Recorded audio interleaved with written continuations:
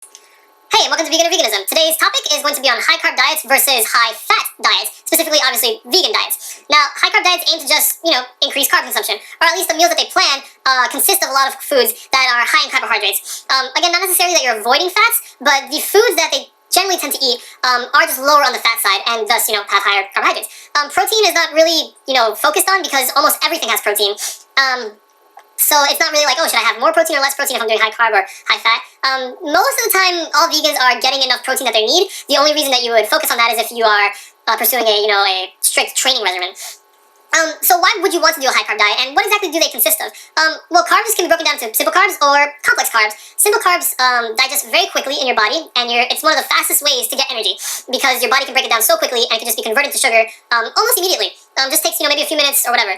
Complex carbohydrates take a little longer to process, and they don't spike your blood sugar as much because your body is taking time to digest it and breaking down the molecules.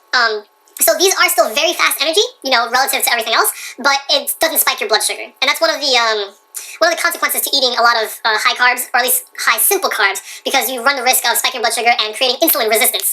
But a lot of high carb diets or high carb vegan diets aim to eat a lot of complex carbs regardless.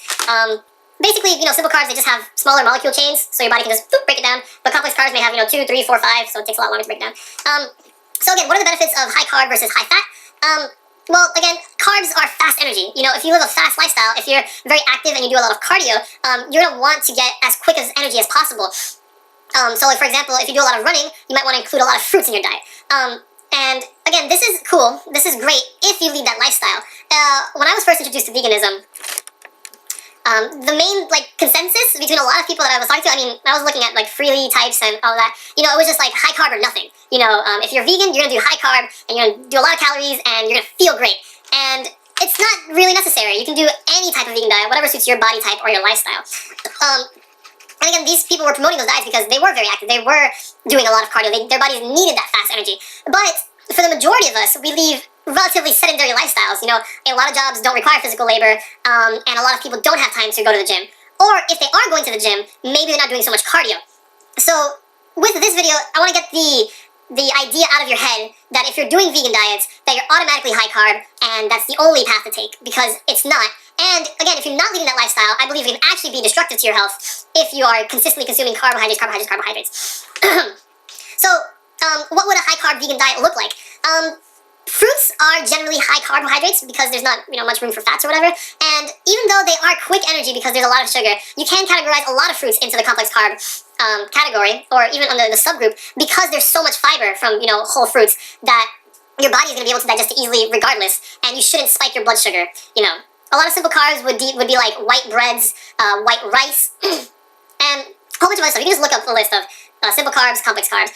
Generally, the complex carbs would be most fruits and vegetables. I think almost every single vegetable is a complex carb. Potatoes, specifically, complex carbohydrate. Beans, and just things like that. And another one on the simple carb list is pasta.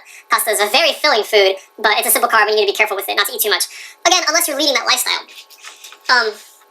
So again, I believe that the majority of the population, if they're going to try to attempt a vegan lifestyle, really should actually be aiming for high-fat diets. And that's because fats are the second source of energy that your body goes to, when you're eating or when you're storing food. First, your brain and body targets carbohydrates because they're easy to digest. When there's no carbohydrates left, or again, if you're just not eating, if you're just storing food, your body moves to the fat restores, or the fat reservoirs in your body, and starts to gather energy from there.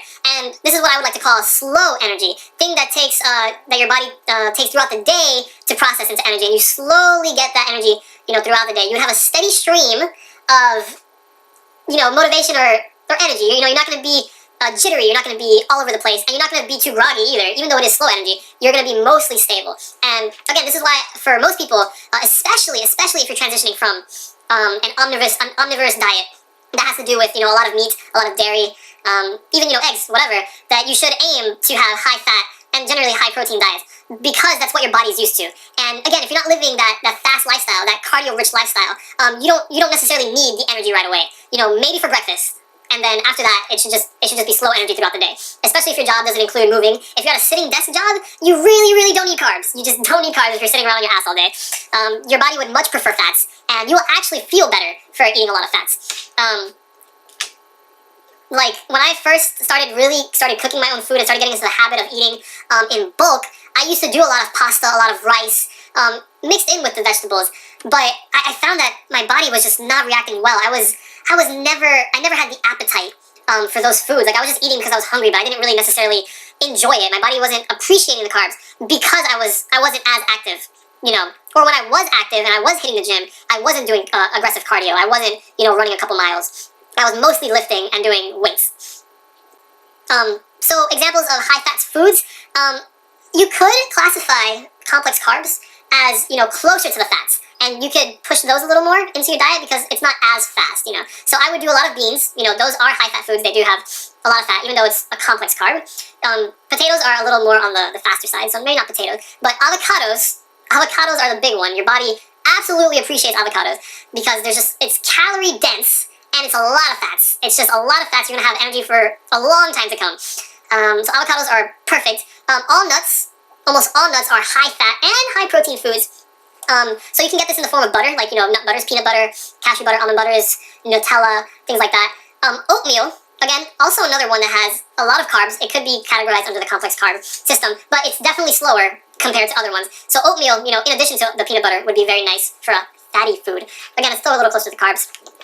Let's look some up, because I don't actually know.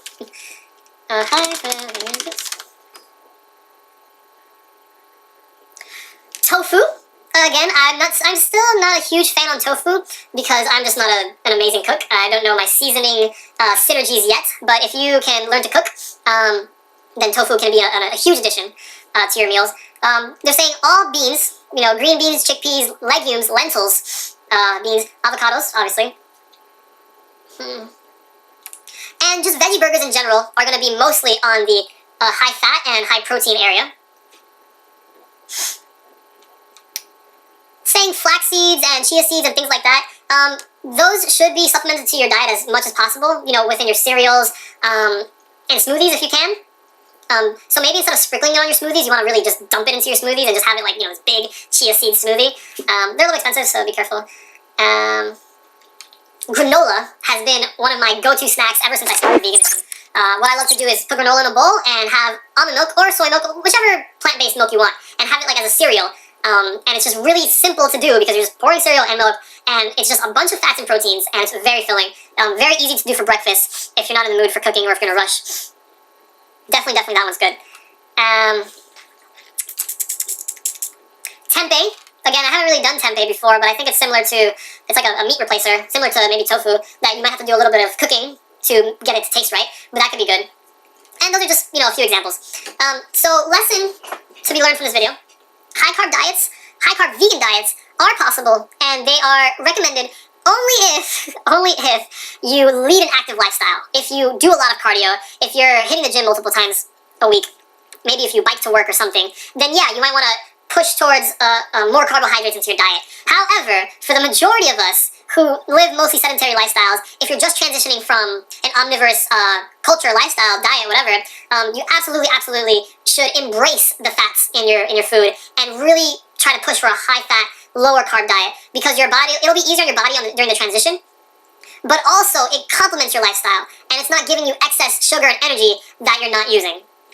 Okay? And this is something I should have mentioned in the beginning, that it's just also to help avoid diabetes. Because if you're spiking your blood sugar, day in, day out, spiking blood sugar, and you're not using that energy, you're going to be at risk for insulin resistance down in the future, even if it's late, 10 years down the line, 5 years down the line. It's not good for your body to just keep spiking your blood sugar like that. So, thanks for tuning in to Beginner Veganism.